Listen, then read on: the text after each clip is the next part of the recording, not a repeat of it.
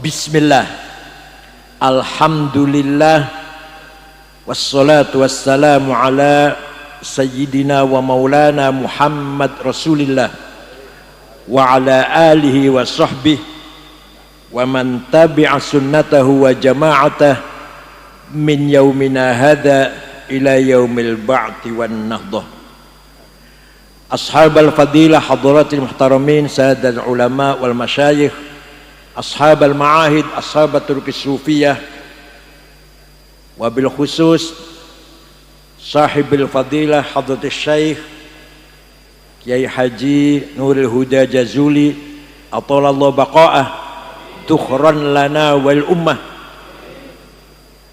hadratil syekh Kiai Haji Anwar Iskandar Wakil Rais Am Pengurus Besar Nahdlatul Ulama. Kalau saya bodolan kalau saya. Kiai Haji Zulfa Mustafa Wakil Ketua Umum PBNU, Hadratis Syekh Kiai Haji Abdullah Kafa Bimahrus Ali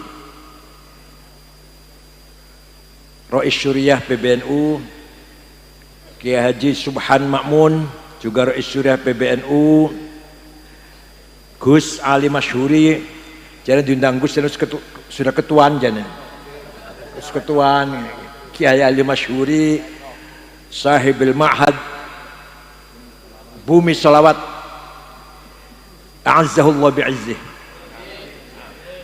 Sayyidil Habib Zain Baharun akramahullah,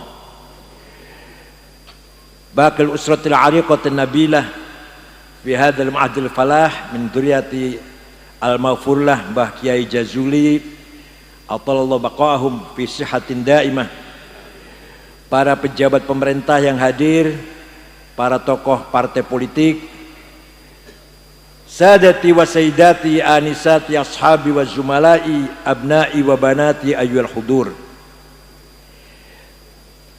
Yang paling berjasa besar, yang paling memiliki daurun muhim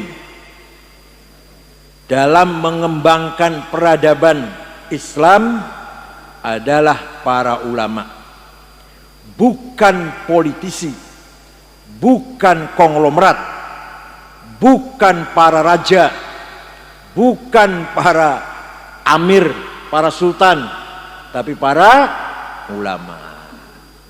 Maka sudah sewajarnya kita mensyiarkan haulnya para ulama,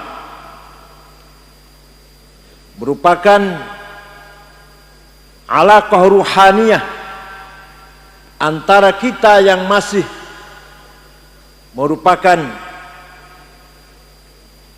memiliki ruh juz'iyah dengan para ulama, para aulia yang sudah berada di ruh kulliyah. Kita ini ruhnya masih parsial. Para solihin, para aulia sudah berkumpul menjadi ruh universal bersama arwahnya para anbiya, para mursalin. Nah, kita yang masih parsial ini harus sering komunikasi alaqah ruhaniyah dengan para beliau-beliau yang sudah berkumpul menjadi arwah universal. Insyaallah kita nanti pada saatnya kita akan meninggal dunia, kita akan menjadi bersatu dengan arwah universal bersama arwahil anbiya wal mursalin, arwahil ulama was solihin, terutama sekali ulama ahli sunnati wal jamaah. Para ulama yang paling berjasa besar. Islam tanpa ulama, tanpa pesantren, hanya namanya doang. Islam tanpa ma'had, terutama ma'had Nahdlatul Ulama, hanya simbol saja.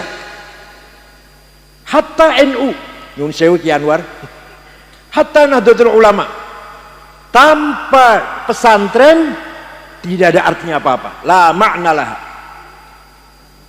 Nilai Nahdlatul Ulama adalah pesantren. Ruhnya Nahdlatul Ulama adalah pesantren.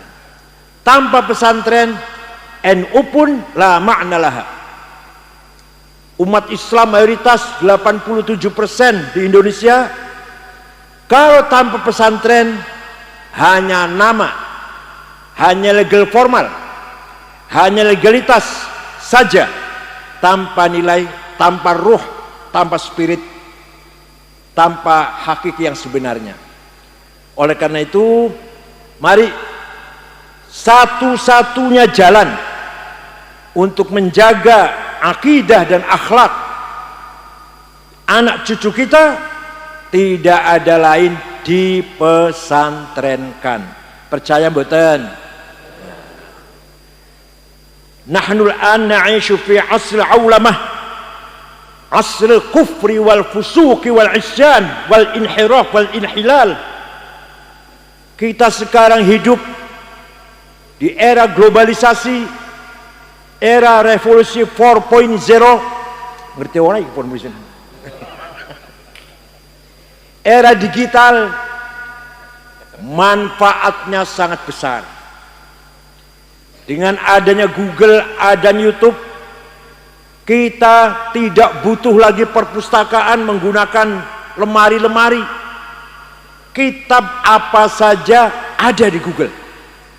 Tafsir, hadis, fikih, usul fikih, ilmu kalam, tarikh, nama-nama orang, nama-nama sahabat, nama-nama tabi'in, nama-nama ulama, wonten. Nama saya ada di Google itu. Manfaat betul itu. Manfaat. Quran, hadis, syair-syair, sejarah Kiku Cirebon, Sunan Gunung Jati, Kiku Sangkan, Prabu Kian Santang, wonten sedaya niku di Google.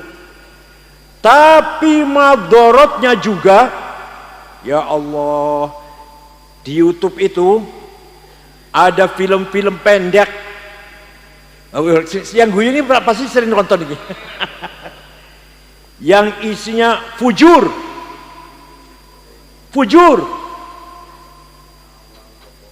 penyimpangan. Monggo Kiai Marzuki, masya Allah, Ketua NU Wilayah Jawa Timur. Wal fusuq,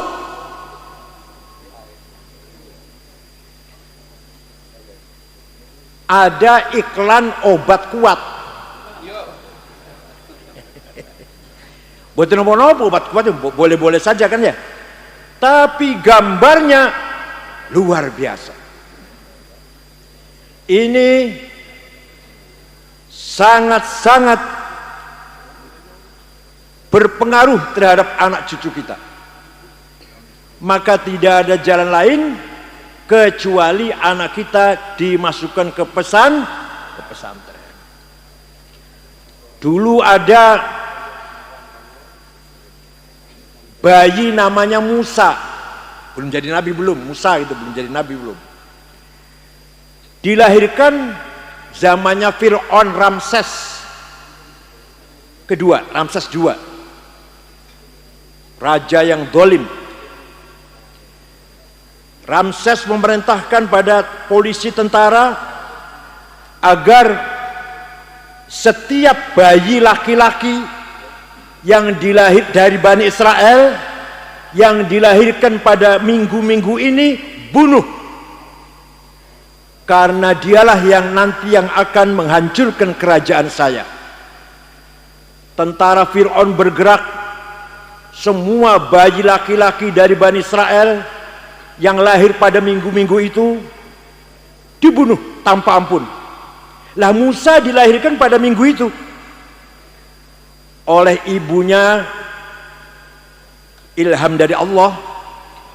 Musa dihanyutkan di sungai Nil, Allah yang ngatur.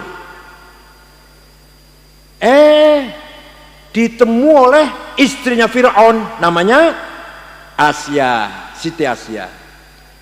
Dibawa masuk ke istana. Mas Fir'aun, saya nemu bayi laki-laki ganteng, kita pelihara ya, kita kan nggak punya anak, ya wis terserah, karepmu wis. Ringkas cerita ini saya nggak akan dongeng panjang-panjang, tapi artinya apa? Hikmahnya dongeng ini. Musa sejak melek sampai tamyiz, sampai anak-anak, remaja, pemuda hidup di tengah-tengah istana yang isinya maliun bil kufri wal fusuqi wal fujuri wal inhilal wal inhiraf wasul akhlaq. Musa ketularan mboten? Mboten. Coba nih panjenengan nyuwun sewu, nih panjenengan lahir ning jero omah sing isine kufur, fasik, maksiat, minum-minuman, zina, kira-kira ketularan mboten panjenengan? Saya mau panjenengan lho. Nabi Musa tidak ketularan sedikit pun, padahal di jero kerajaan yang isinya seperti itu. Kenapa? Karena dididik, ditarbiyah oleh mar'atun mu'minatun sholihatun mukhlisah, dididik oleh seorang ibu yang ikhlas mendidik Musa, sehingga Nabi Musa sama sekali tidak terkooptasi dengan keadaan sekitarnya. Silahkan yang lain fasik, kafir, nakal, tapi Musa tidak ketularan. Nah demikian pula putra panjenengan kalau di pesantren. Mbah Kiai Jazuli ini bagaikan Siti Asiyah, Gus Kautsar itu bagaikan Siti Asiyah. Silahkan di luar tawuran, narkoba, geng motor, perkosaan. Di Kediri nggak ada ya? Di Jakarta ini cerita gini, Jakarta Surabaya ini. Silahkan kenakalan. Tapi putra panjenengan yang di pesantren Al-Falah Ploso, insya Allah tidak akan ketularan dengan keadaan sekitarnya pesantren ini. Bi barokati aidil ulama al-mubarakah al-mukhlisah, berkat pendidikan tarbiyah ruhaniyah dari Mbah Dah dan putra-putranya pun yang mendidik, yang mengelola, memanage pesantren Al-Falah ini. Insya Allah putra panjenengan selamat di dunia wal akhirah. Oleh karena itu pesantrennya juga harus disempurnakan, ditingkatkan. Bukan hanya ngaji mawon, ngaji penting, harus ngaji, tapi juga harus dilengkapi dengan pendidikan umum, bahasa Inggris, ya, diajari pula matematik, syukur-syukur bahasa Mandarin, bahasa Cina. Itu penting sebab nanti yang akan datang ini dunia dikuasai oleh Cina ini, terutama ekonominya, supaya anak-anak kita tidak lari dari pesantren dan tidak minder. Ini saya jamin putra panjenengan di pesantren tidak akan terkontaminasi oleh keadaan akhlak yang bejat di masa sekarang ini. Bapak sekalian, yang paling berjasa membangun agama Islam adalah para ulama. Dulu Al-Quran ditulis dengan tulisan Arab yang tidak sempurna. Titik mawon boten wonten. Ba, ta, sami. Jim, ha, kho, podo. Dal, nggak ada bedanya. Ro, zai, sama. Bisa baca nggak sama kira-kira? Sahabat bisa baca, sahabat. Tapi lama-kelamaan setelah generasi tabi'in, Islam berkembang keluar Arab, tidak bisa baca tulisan Arab yang tanpa ada bedanya satu sama lain. Maka yang berjasa besar menyempurnakan tulisan Arab adalah seorang ulama, namanya Imam Abul Aswad Ad-Du'ali. Siapa? Rodo angel jenenge ya, biasanya Toto Sukardi biasanya.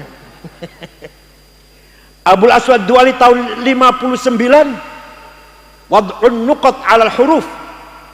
Bikin titik siji ngisor ba, titik dua dhuwur ta, titik telu dhuwur ta. Abul Aswad Ad-Du'ali jasanya. Sampai yaumul qiyamah manfaat barokah. Ganjarannya kaya apa iku Abul Aswad Du'ali. sehingga kita bisa baca tulisan Arab dengan gampang. Sudah ada titik, masih banyak orang gak bisa baca tulisan Arab, terutama Al-Quran. Maka ada seorang ulama yang berjasa besar menggagas harokat syakl, fathah, dhammah, kasroh, fathaten, domaten, kasroten, tasdid, sukun. Siapa itu? Imam Khalil bin Ahmad Al-Farahidi. Siapa? Yang wafat tahun 174 Hijriah. Mulai terang, mulai gampang baca tulisan Arab, baca Quran. Masih banyak orang salah baca Quran. Orang Banyumas, ada orang Banyumas enggak? Sampai sekarang alhamdulillah ngalamin.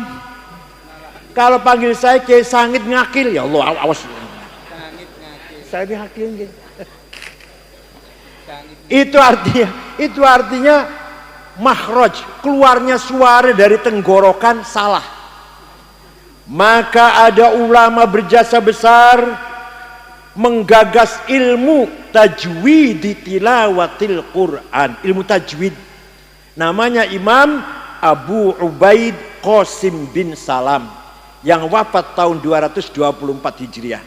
Baru ada istilah idhar, idgham, ikhfa, iqlab, qalqalah, mad lazim, mad jaiz. Siapa namanya? Alah, sulit wis. Berjasa besar betul itu.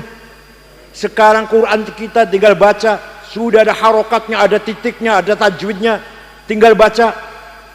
Oleh karena itu umat Islam harus bisa baca Quran. Minimal paling tidak Al-Fatihah. Kalau nggak bisa sholat. Syukur-syukur tambah kulhu, falak, nas, alif, lam, mim, ayat kursi, lima samawat untuk tahlilan. Itu penting berkat itu.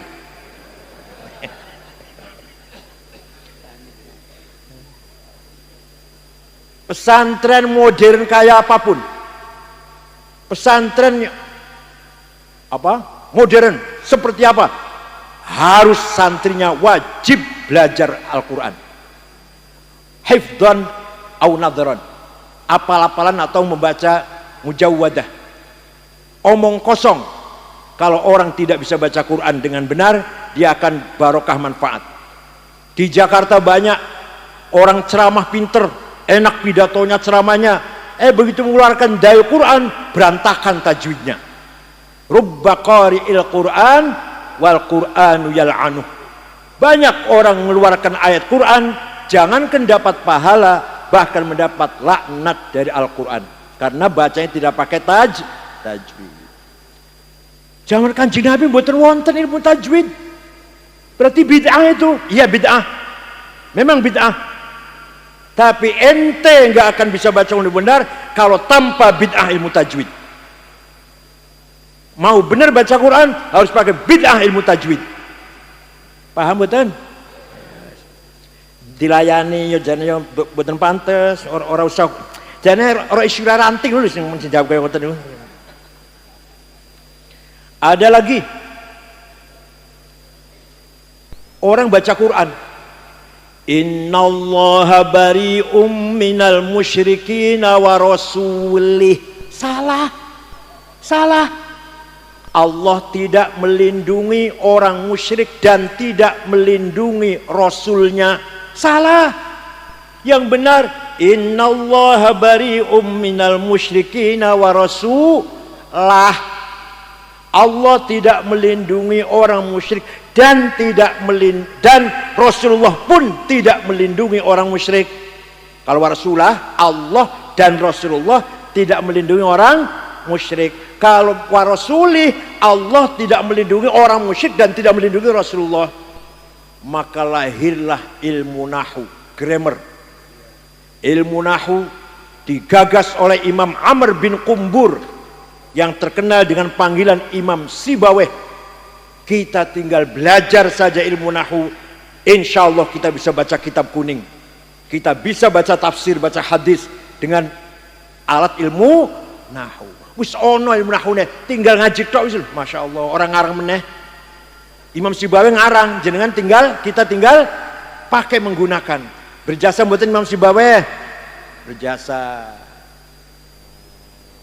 Ada lagi Khalifah Umar bin Abdul Aziz tahun 99 Hijriah gelisah melihat banyak sekali hadis palsu, hadis bohong. Qala Rasulullah padahal enggak, bohong. Maka Umar bin Abdul Aziz memanggil ulama namanya Syihabuddin Roma Hurmuzi. Siapa? Nangkanya apa nanti pulang enggak? Lupa semua ini sudah. Syekh, bisa enggak bikin ilmu cepat? Ilmu metode menseleksi hadis, mana yang sahih, mana yang enggak sahih. Insya Allah bisa. 1 minggu jadi ilmunya. 1 minggu. Sudah jadi khalifah, ya Amir Mukminin, 1 minggu. Lahirlah ilmu namanya ilmu mustalahul hadis. Hadis sahih kalau memenuhi syarat 4, muttasil, thiqah, dobit, adil. Kurang 1 turun derajatnya hasan, kurangnya akeh turun do'if. Do'ifnya maktu, muqata, mursal, mu'allal, mungkar, makdub dan seterusnya. Ilmu ngeten iki adanya di pesantren. Di luar pesantren mboten bakal wonten ilmu kados ngeten iki. Paham mboten? Oleh karena itu sekali lagi yang paling berjasa membangun peradaban Islam, thaqafah Islamnya, wal hadar Islamnya adalah para ulama, para kiai, para ustaz asatid di pesantren. Ada lagi, banyak kalau cerita ilmu banyak. Imamuna Asy-Syafi'i Abu Abdullah Muhammad bin Idris bin Abbas bin Uthman bin Syafi' bin Musayyab bin Ubaid bin Abdul Yazid bin Abdul Muttalib.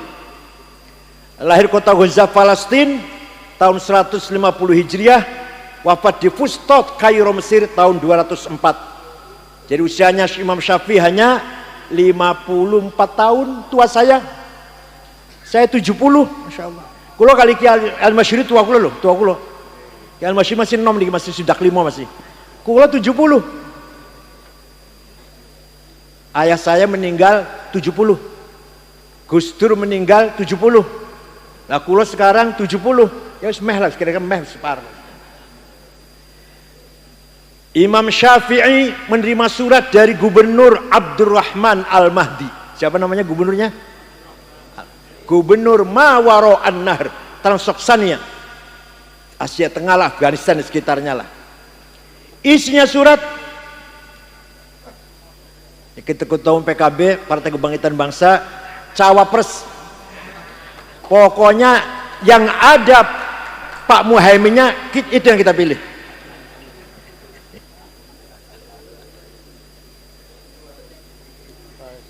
Pak Jazil Fawaid, Wakil Ketua MPR.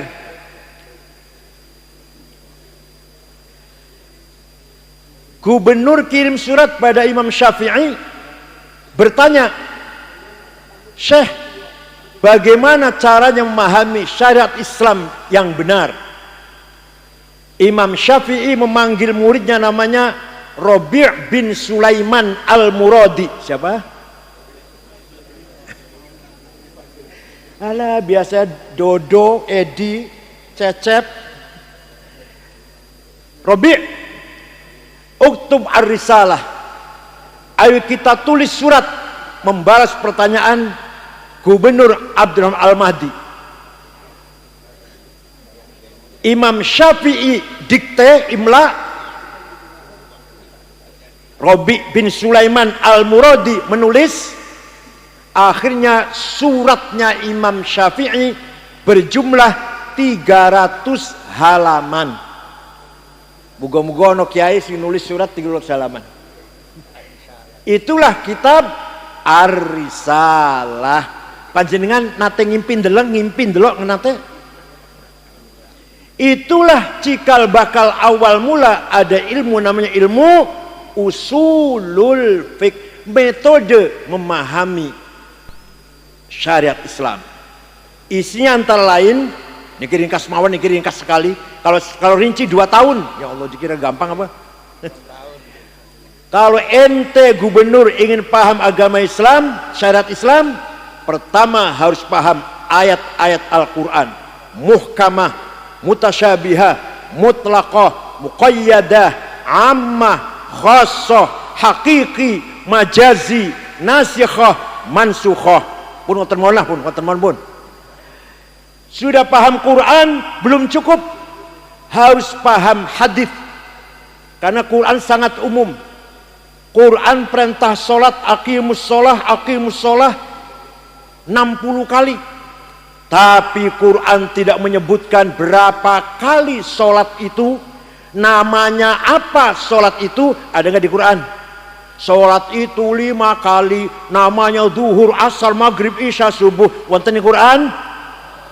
Tenan? Pernah baca Quran?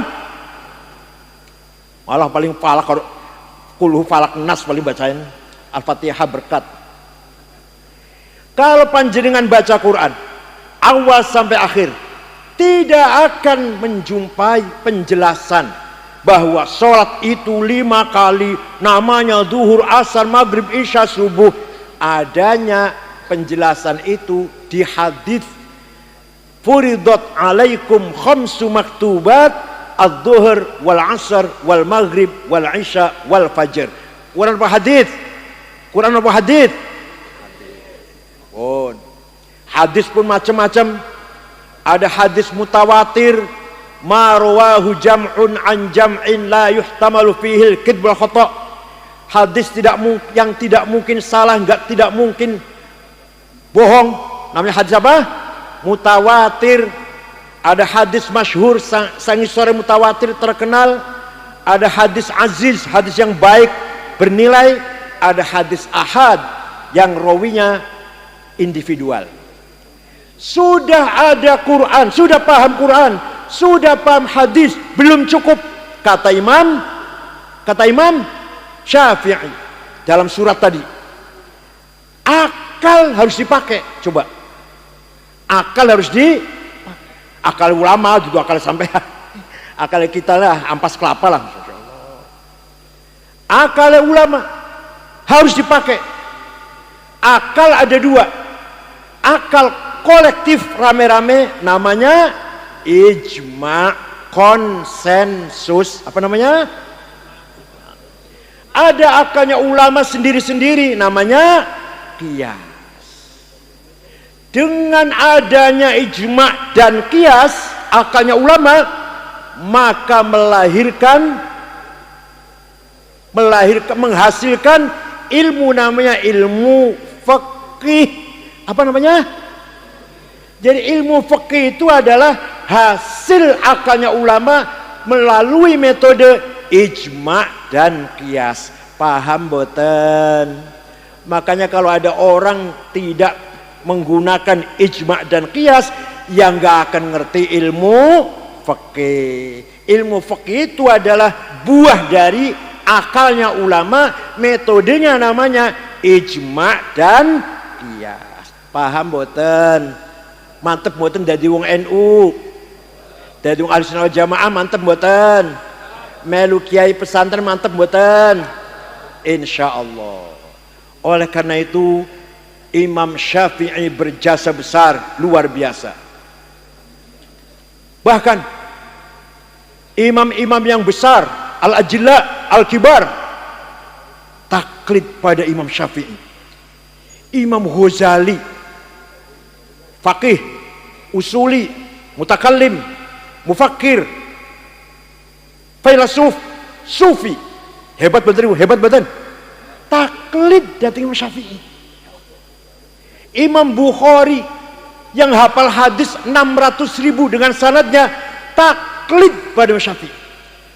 Imam Muhammad Umar Fakhr Razi yang punya karangan tafsir Mafatihul Ghaib 36 jilid, Al-Matalibul Aliyah 5 jilid, Al-Mahsul fi Al-Usul 4 jilid dan lain-lain, taklid pada Syafi'i. Ente baru SAG nggak mau taklid, Masya Allah. SAG, perguruan tinggi Islam swasta, dosennya sering mencret, dia sering bolos. Bayar 15 juta di wisuda, SAG. sarjana alam, nggak mau taklid ijtihad. Masya Allah, ijtihad, nggak usah taklid. Kalau ente tidak taklid Imam Syafi'i, contohnya Syafi'i lah, ente tidak akan tahu rukunnya sholat berapa. Arkanus sholat sab'ata asyar. Itu kata siapa itu? Kata Imam Syafi'i. Rukunnya sholat piro tidak ada dalam Quran dan hadis. Itu baru sholat ini, baru bab sholat ini. Kalau ada orang sholat, saya tanya, Ustaz, ente sholatnya baik sekali, belajar dari mana? Wah, saya belajar langsung dari Quran dan hadis. Wallahi, demi Allah, bohong. Kalau ada orang ngaku bisa sholat dari Quran dan wallahi, bohong. Tidak usah taklid, langsung Quran dan hadis saja. Sini. Hadis yang paling nomor 1, hadisnya siapa? Imam Bukhari. Saya juga tahu, mantan ketua umum PBNU, masa nggak tahu? Hadis nomor 1 hanya Imam Bukhari. Tapi ente nggak tahu Imam Bukhari yang hebat hadisnya itu muridnya Imam Syafi'i. Goblok, ya Allah.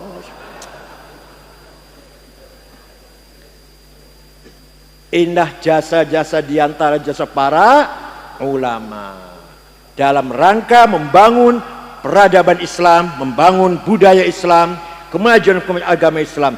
Islam tidak akan maju dengan demo. Islam tidak akan bangkit dengan takbir, nggak akan bangkit tuh, nggak. Habis ratusan miliar itu 212 takbir, apa bangkit Islam? Nggak. Apa semakin kuat Islam? Nggak. Islam tidak akan bangkit. Wa dararu syar'i mimman nasaruhu la bi tariqih akbar mimman ta'ana fih. Bahayanya terhadap agama Islam yang diakibatkan dari orang yang membela Islam dengan cara yang salah lebih bahaya daripada orang yang memusuhi Islam sekalian terang. Tapi kalau kelihatannya membela Islam dengan cara yang lebih tariqih, dengan cara yang tidak syar'i, lebih bahaya daripada orang sekalian memusuhi Islam. Paham boten? Jadi ada yang terlibat ya? 212 ada ya? Ada yang berangkat di Jakarta, ada ya? Ada ya? Enggak ada ya? Sebelah sana ada ya? Saya satu-satunya orang yang terang-terangan mengatakan 212 bukan kebangkitan Islam. Kenapa? Karena sholatnya di Monas, tidurnya di masjid. Coba kalau sholatnya di masjid di Monas, masih mending nih. Mau kemana Mas? Mau ke Jakarta. Akan apa? Sholat Jumat. Di mana? Di Monas. Dan nanti malam tidurnya di mana? Di masjid. Itu kebangkitan Islam itu.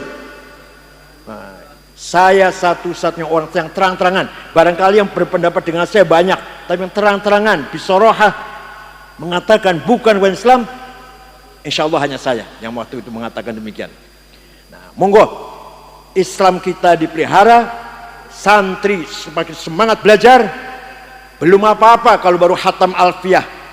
Saya dulu ngaji di Kiai Mahrus Ali, bapaknya Kiai Abdul Kafabi Mahrus. Saya ngaji Mughdil Labib, kitab nahwu yang lumayan sulit, karangan Ibnu Hisham Al-Ansari. Ba'da subuh, ba'da duhur, Uqudul Juman, Sulamul Munawarrah, mantik dan balaghah. Ba'da asar, Ghayatul Wusul, lumayan angel, usul fiqh. Ba'da maghrib, Fathul Wahhab. Kalau Fathul Wahhab Kiai Mahrus baca, tapi kalau Mughnil Labib dan Ghayatul Wusul saya yang baca, Kiai Mahrus mendengarkan tok. Enak tipe enaknya lah. Kula sing baca dhewe, Kiai Mahrus mendengarkan saja. Tapi kalau Fathul Wahhab, Uqudul Juman, Kiai Mahrus yang baca. Oleh karena itu santri-santri Ploso harus selalu menambah ilmu. Tidak boleh merasa cukup dengan apa yang telah dihasilkan sementara sekarang.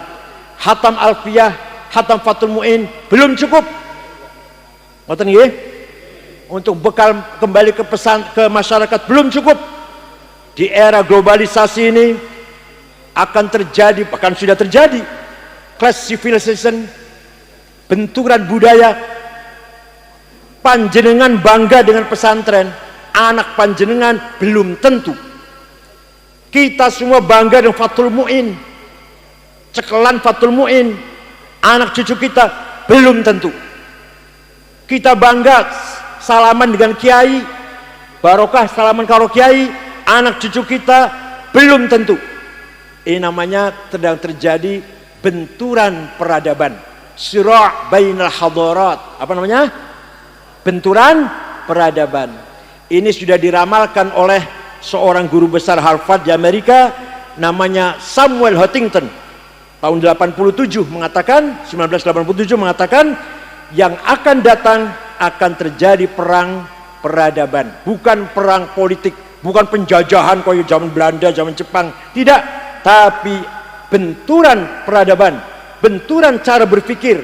Bapaknya ahli ibadah, bapaknya pegang Fathul Mu'in, bapaknya ahli ngaji, cinta pesantren, anaknya tidak cinta pesantren, anti Fathul Mu'in misalkan, anti Fathul Wahab. Na'udhu, namanya benturan peradaban, namanya perang peradaban, perang cara berpikir.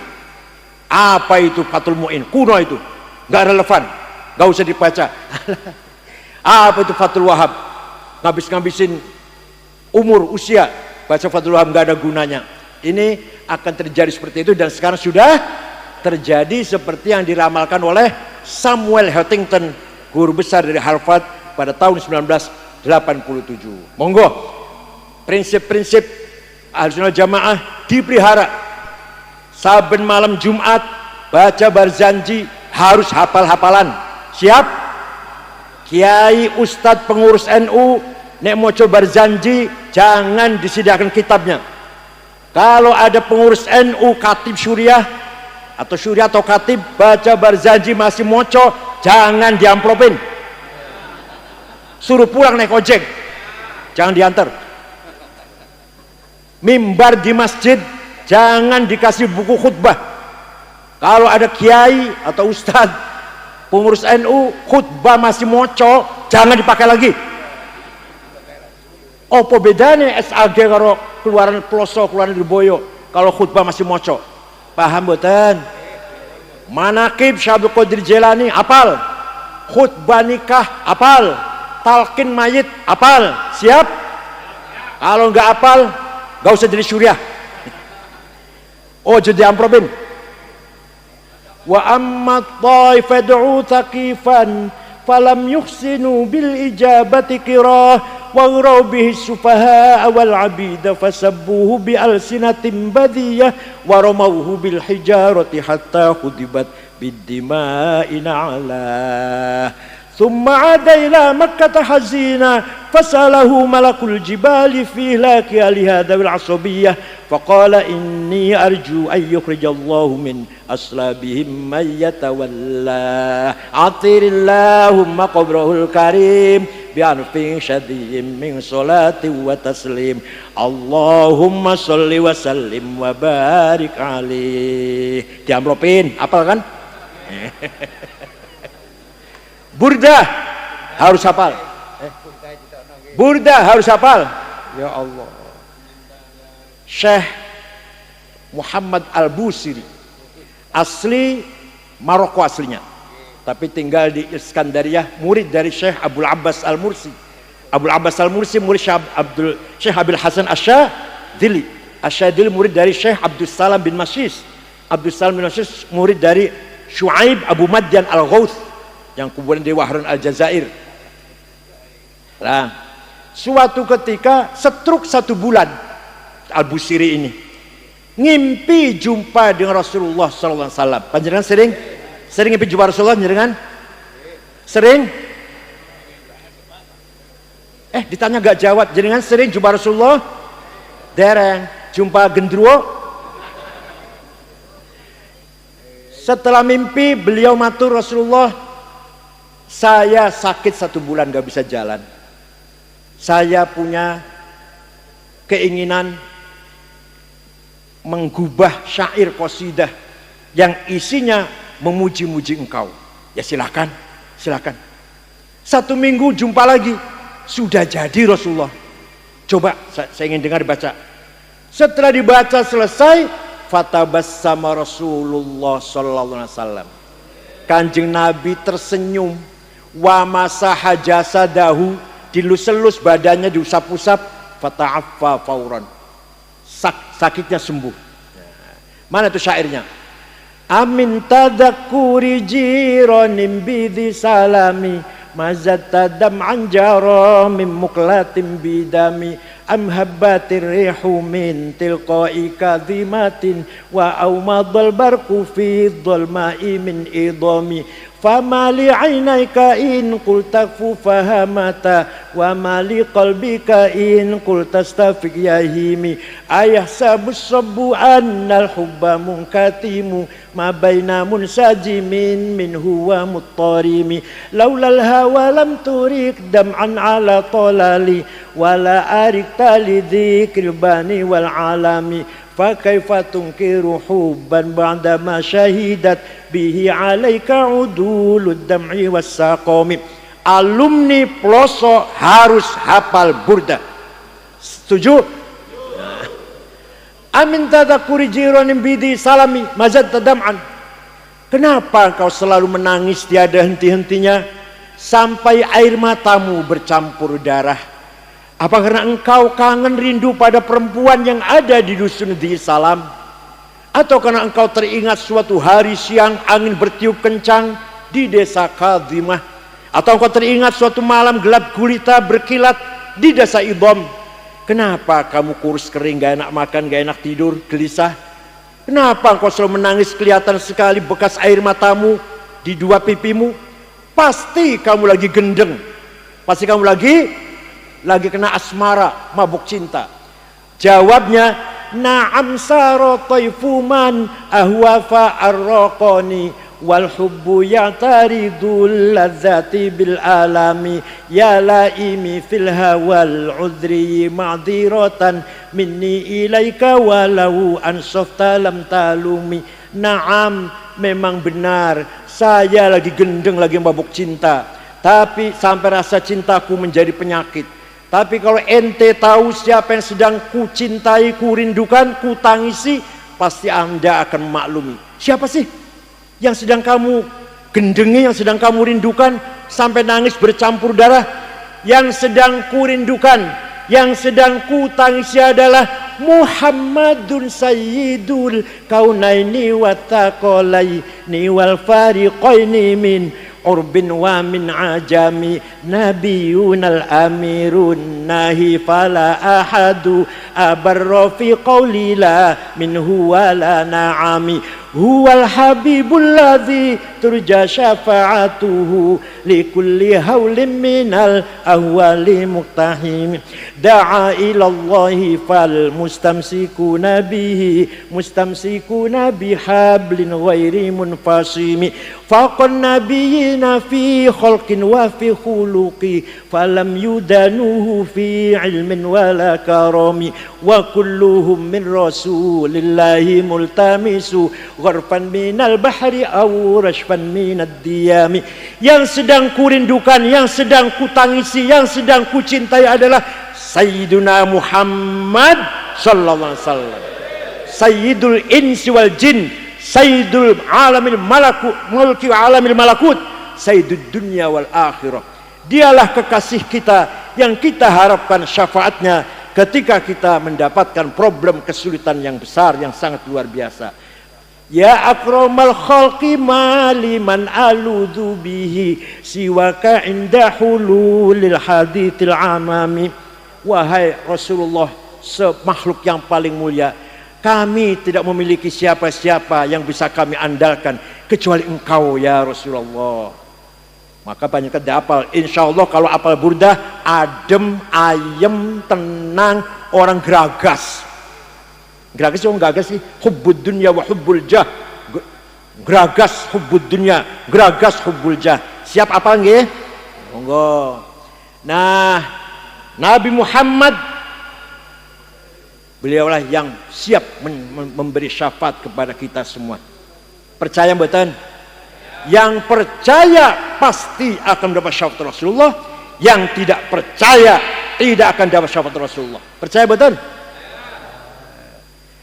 qara'na fid duha wala sawfa yu'ti fasarra qulubana dzakal ata'u hasyaka ya Rasulullah tarda wa fina man yu'adzabu aw yusa'u.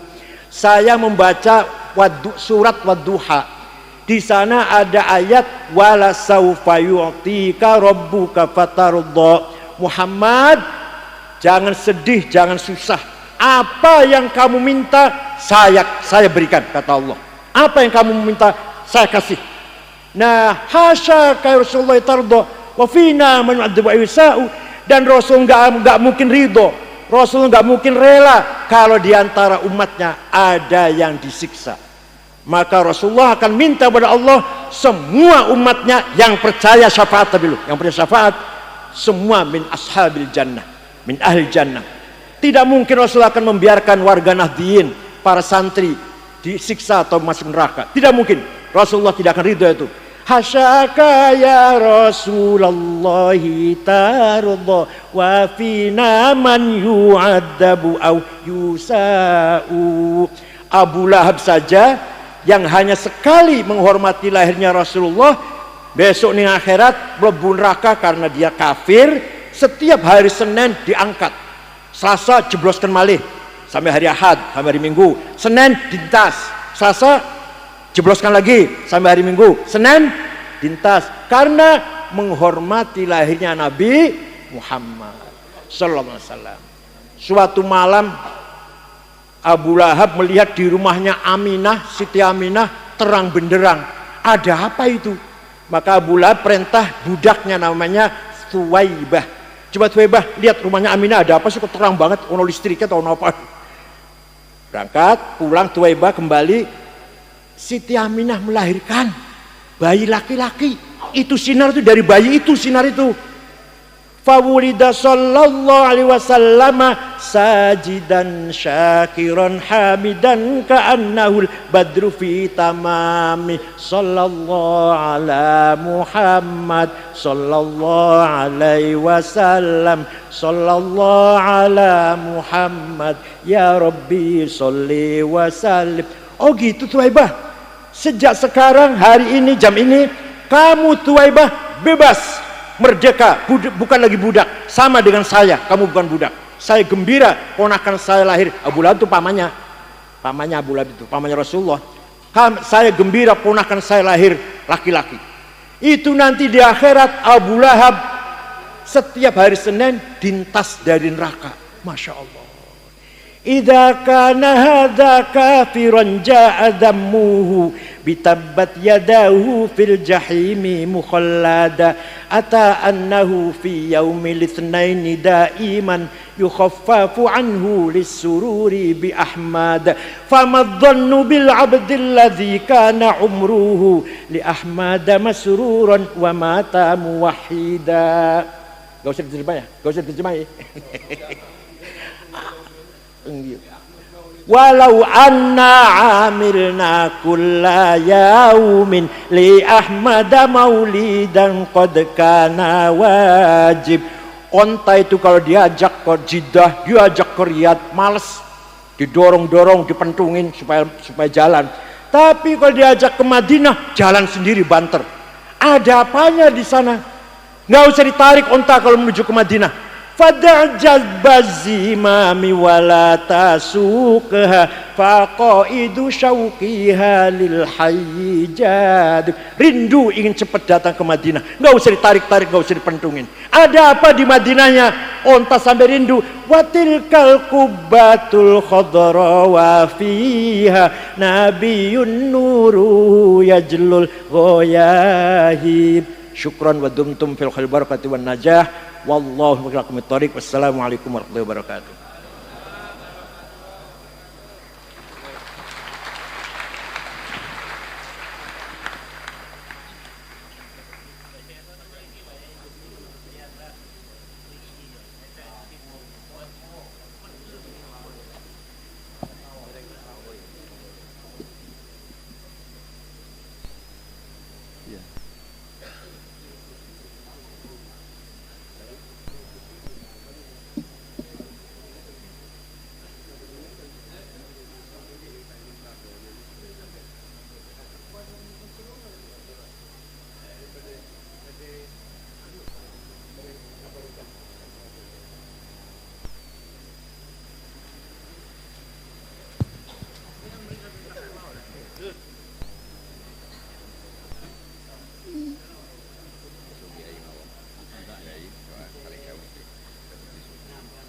Kepada beliau disampaikan banyak terima kasih.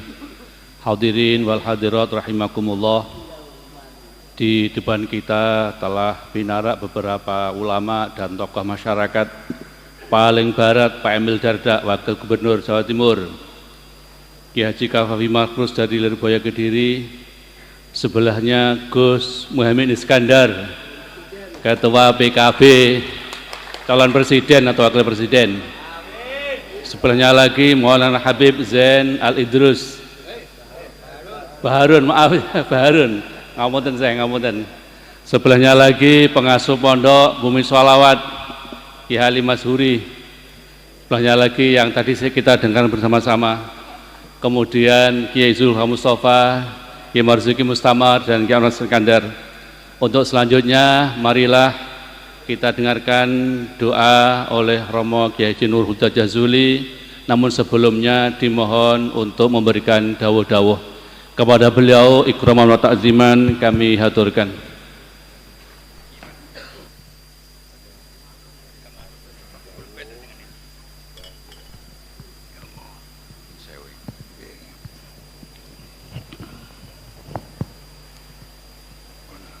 Assalamualaikum warahmatullahi wabarakatuh. Alhamdulillah, wassalatu wassalamu ala rasulillah wala alihi wasahbihi mawala. Kula marem mirengaken pengajian Mbah Yai sepuh nih, sepuh ngalim icik demen ngaji, padahal wis liwat ning Jakarta pirang-pirang tahun. Kok cek kelingan ngaji, cik demen pondok pesantren. Ini termasuk sesuatu yang langka. Biasanya wis mampu Jakarta ini kan ngaji niku abot.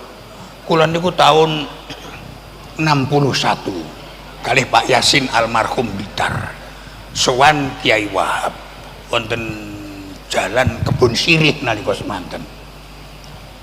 Tuamu ini kathah kiai-kiai macam-macam zaman semonten niku.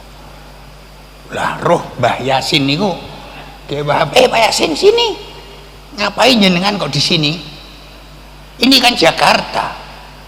Kiai itu kalau sudah masuk Jakarta jadi bajingan. Luar biasa kan? Kaget banget saya kok sampai begitu. Masa toh Yai Pak Yasin? Iya. Ini coba lihat, dengarin saja ini. Bentuknya orang-orang yang kumpul di sini nih katanya. Alhamdulillah. Wah, saya yang lucu. Ya Allah, Insya Allah luar biasa. Kiai-kiai NU zaman kuno kayak begitu itu. Inilah Pak, ini yang harus kita angan-angan. Kiai Wahab kayak begitu. Terus setelah itu, dah sekarang tamu-tamu silahkan untuk pulang. Saya tak jalan-jalan sama tamu saya ini, Pak Yasin. Otomatis karena saya bersama Pak Yasin, saya katut. Wa in kuntu sakhiran khina idzin. Tapi karena saya bareng Pak Yasin katut. Tidak melaku-melaku, ternyata dulan yang ngomai Menteri Agama yang barusan dilantik, yaitu Kiai penggantinya Gus Wahib dulu siapa ya? Pakai sebutin ya. Lah, Kiai Saifuddin Zuhri. Dari jauh Kiai Wahab perintah mobil supaya dihentikan. Sik Pak, berhenti dulu. Kiai Yasin, lihat itu. Baru kemarin dilantik, sekarang rumahnya sudah seperti ini. Lihat saja itu. Kiai Wahab. Dah, akhirnya masuk. Assalamualaikum. Oh Yai, gupuh Kiai Saifuddin kerawan Kiai Wahab. Akhirnya pamit itu tidak boleh. Jamaah dulu, jamaah maghrib saya ingat pada waktu itu. Jamaah sengaja Bismillahirrahmanirrahim, alhamdulillah. Saya cerita dulu cerita di tengah-tengah salah berhenti. Oleh gak Kiai Wahab gak pantas masa ini. Ya Allah, ya Allah. Kiai-kiai NU zaman dulu itu kayak begitu itu. Tapi jangan tanya akidahnya, hatinya luar biasa. Pokoknya tidak mungkin menjauh dari NU dan masuk di dalam NU benar-benar ikhlason mukhlison lillahi subhanahu wa ta'ala. Ini yang sebenarnya kita semua harus belajar. sapa wae masih duwe jabatan gak duwe jabatan. Makanya saya ini ditarik ke sana kemari sebagai saya tidak mau. Tapi saya itu tetap NU. Ya Nahdlatul Ulama anti mahabbati. Lah ini loh. Masya Allah li jamaatil. Yang mengarang alumni Ploso yang namanya Kiai Hasim Fuad Hasim dari Buntet Pesantren. Ini tangganya Mbak Yai ini. Suaranya enak sekali. Masih ada itu. Seharusnya itu dicari, diramaikan lagi. Bagus itu nyanyian yang mengingatkan betapa pentingnya Nahdlatul Ulama. Masya Allah. Mudah-mudahan kita semuanya ini selalu mendapat taufik hidayah dari Allah Subhanahu wa ta'ala. Mengapa khol kali ini pun saya ngerawuhne niki Mbah Kyai niki? Ya, bagi saya penting. Santri harus tahu. Santri-santri kuno pinter-pinter. Ya, Ploso ini saja dulu Masya Allah sing pinter ki akeh banget. Kiai Mujib dari Blitar, Kiai Saidu, Kiai Mutolib, Kiai Takwim dari Tulungagung, Kiai Mardanus dari Trenggalek, alim-alim wibawa semuanya, baik semuanya, dan kulluhum khodamun li hadrati syekh. Inilah yang saya ingin pamerkan kepada kamu supaya kamu bisa istilahnya terok-terok gitu loh masalahnya. Kalau orang kadang-kadang nanya sama saya, kok yang diaturi kok Kiai itu kok ndak loh, sampean nggak ngerti, tak tahu kamu. Golek wong alim kaya kuwi yo angel. Angel. Wong aku ya rada ngalim yo ora iso. To manis orang alim blas. Mudah-mudahan Kiai NU jangan ditigakan. Walaupun panjenengan sudah tidak ada di situ. Jangan ditingkatkan. NU itu adalah segala-galanya buat kita. NU itu adalah pengumpul para kiai-kiai. Kiai-kiai itu butuh tempat untuk duduk, untuk tidur. Ya NU itu yang paling cocok. Yang mikir masyarakat, santri, pondok pesantren NU. Makanya NU itu harus kita perkuat. Bukan partai. Kalau partai itu kadang kepentingan-kepentingan pribadi, Pak. Ya. Lah, namun begitu orang-orang partai juga harus menghargai yang namanya NU. Syarat PKB ki menang, lek NU ki kuat. Tapi si ojo banter-banter. Tenan, NU-nya ringkih, jangan bayangkan bahwa PKB akan menang. Sebabnya apa? PKB dan NU itu adalah hua-hua. Ini artinya sama. NU ya PKB, PKB ya NU. Lu ngerti hakikatnya kayak begitu. Walaupun ya istilah apa ya Gus ya. Panggonane dhewe-dhewe, modele dhewe-dhewe, simbole ya rada beda. Wa in kana kadzalik, tapi hakikatnya hua-hua.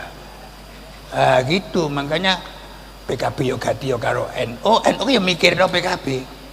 Jangan dia nganggep PKB itu musuh NU. Kalau dianggap seperti itu tidak bagus. Tidak ada bagi kita umat Islam itu yang namanya sentimen. Seperti saya nganturi Kiai Cirebon ini, bukan karena apa-apa. Krono ngalime ae lah aku iki. Ngalime supaya aku ketularan ngalim, santri-santri ketularan ngalim, nggih. Allahumma amin. Penting ngalim iki. Bocah-bocah ki yang ngajine cek ora ecek-ecek asal-asalan. Saestu niku. Niki wah jago hafalan. Oh, sampean kepaling buanter mriti, Alfiyah, ngono ae. Idibaiyah. Lah ini Mbah Kiai satu ini rodok nyeleneh. Luar biasa. Serba apa? Nasabe Kanjeng Nabi sampai Nabi Adam hafal. Saking hafale ngasih aku ngakon bocah sing tak utus yang Cirebon, matura.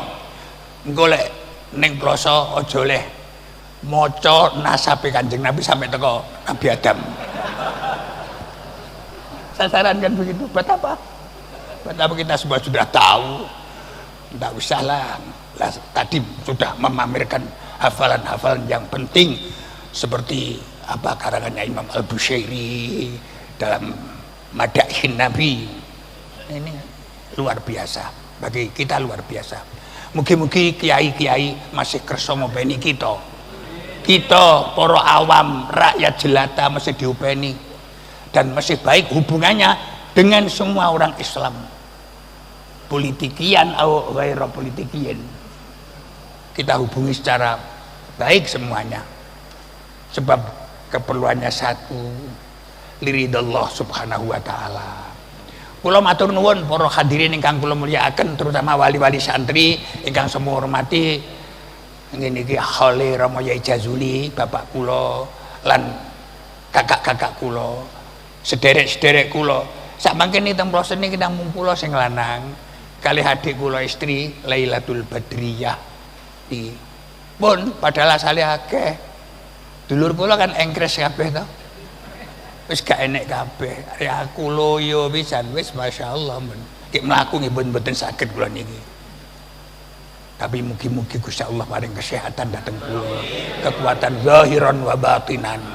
Niki sing kuat niki namung ati kula. Jadi semuanya harus ngaji, semuanya harus tahan uji, tahan banting dan lain sebagainya. Ini jane cara fisik ngoten pun.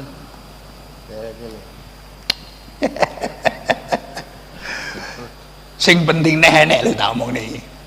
Kiai-kiai pandongane muga-muga bersatu. Kiai-kiai tanggung jawabnya datang umat ini luar biasa. Nalika sahabat umek masalah dajjal, mergo Kanjeng Nabi nyeritani dajjal. Dawuh Kanjeng Nabi piye? Ghairud dajjali akhwafuni alaikum. Gitu ya. Akhwafuni alaikum. Selain dajjal ada yang lebih menakutkan bagi saya untuk kamu ini. Sapa? Al-a'immatud dallun. Ulama-ulama yang sesat. Apa ini dong ulama kok sesat, bayangno lek Kanjeng Nabi bayangkan saja. Berarti kalau orang merasa dirinya alim, dia harus hati-hati, kontrolnya harus kuat. Jangan sampai untuk apa mantolabal ilma liyumariya bisufaha yukasiru bil ulama au ila akhiri au liyashrifa biwujuhan nasiri falyatabawa maq'adahu minan nar. Inilah yang menakutkan kan ini. Jadi kalau jenenge kiai mesti penak, bebas neraka pasti belum tentu. Ancaman maneh mesti besar sekali. Mugi-mugi kita sedaya wilujeng diparingi nek dipundhut husnul khotimah. Nggih niki penting, husnul khotimah ini penting ya Allah. Masya Allah, para kiai-kiai ingkang rawuh, kula matur nuwun panjenengan rawuh ning kula nyuwun ngapunten ben saged ikrong. Panjenengan paringi pangestu mugi-mugi santri-santri iki ngaji sedaya. Acara kita hanya satu, ngaji. Mergo nek gak ngaji, Masya Allah kok rugine nemen banget enten. Mahami dawuhe Mbah Kiai niki mawon wau niku angel nek gak ngaji, tapi nek ngaji nggih paham nggih seneng ngaten. Dedet teng manah nih ya Allah. Aku lek jenengan maos burdah nelongso kula ya Allah. Ayat sabu annal khubamun kajimu mambainamun sajimin min huwa mutarimi ya Allah. Adakah orang yang jatuh cinta, waduh, orang yang jatuh cinta tahu menganggap bahwa cinta itu bisa dirahasiakan? Iya dah, dirahasiakan tidak bisa.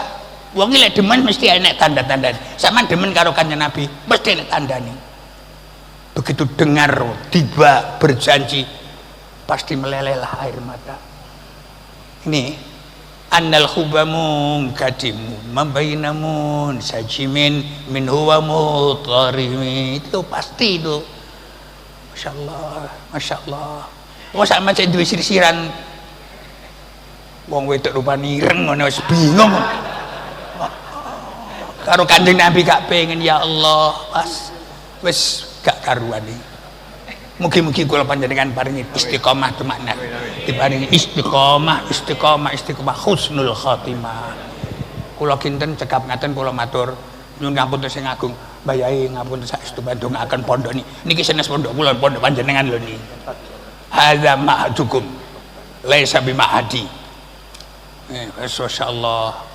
Aikunu bi anna hadza min haqqikum wa wajibatukum li hadzal ma'adi katsir marrah. Ya Allah, masyaallah. Cekap ngaten para rawuh. Wassalamualaikum warahmatullahi wabarakatuh.